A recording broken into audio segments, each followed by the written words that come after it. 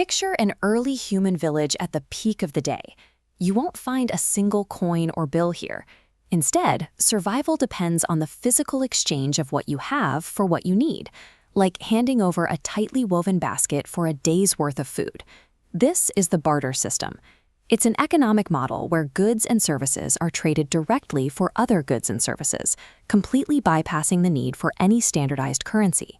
In an agricultural setting, a farmer might trade livestock, like a few chickens or a goat, directly with a neighbor for a portion of freshly harvested crops. But it's not limited to physical goods. Labor works the exact same way.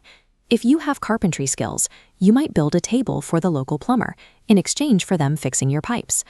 Before money existed, early human communities relied entirely on this direct trading mechanism to secure their shelter, feed their families, and fulfill their daily needs. Operating without money might sound chaotic to us, but for small, tightly knit groups, this system functioned as a highly efficient economic engine. Direct trade ensures that available resources are utilized immediately. Goods and labor move precisely where they are most needed, exactly when the community needs them. Negotiating every trade face-to-face turns a simple transaction into a social bond. It anchors the economy and a network of mutual reliance between neighbors. However, as a village expands into a bustling town, the simple math of direct trading begins to break down. As human settlements grow larger, their economies naturally become more complex. People develop highly specialized needs and skills that go far beyond basic food and shelter.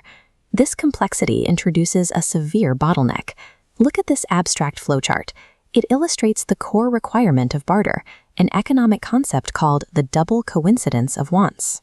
For a trade to work, Party A must want exactly what Party B has to offer, and Party B must want exactly what Party A has at the exact same moment. If there is a mismatch, like Party A offering bread when Party B actually wants a haircut, the transaction fails entirely.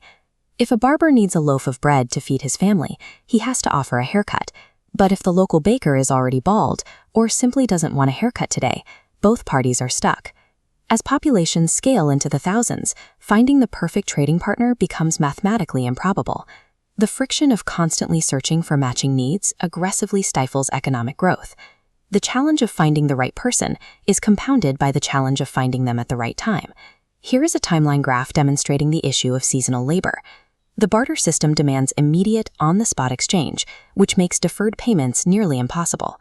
Suppose a farmer needs a carpenter to build a barn in the spring. The farmer's only tradable asset, their crops, won't be ready to harvest until the fall.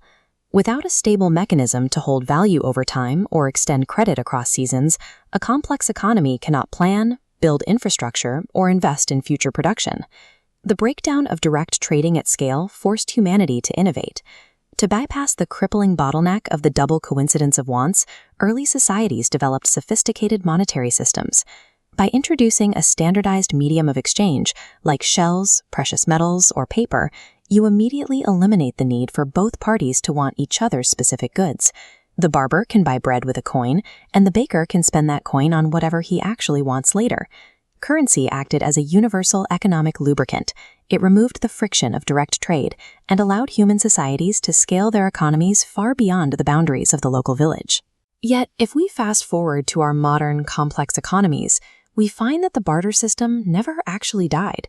It evolved into what is now known as product barter. Today, businesses frequently engage in direct exchanges within specialized local niches. A modern bakery might strike a deal with a local clothing boutique, trading their daily surplus of fresh bread directly for customized staff uniforms.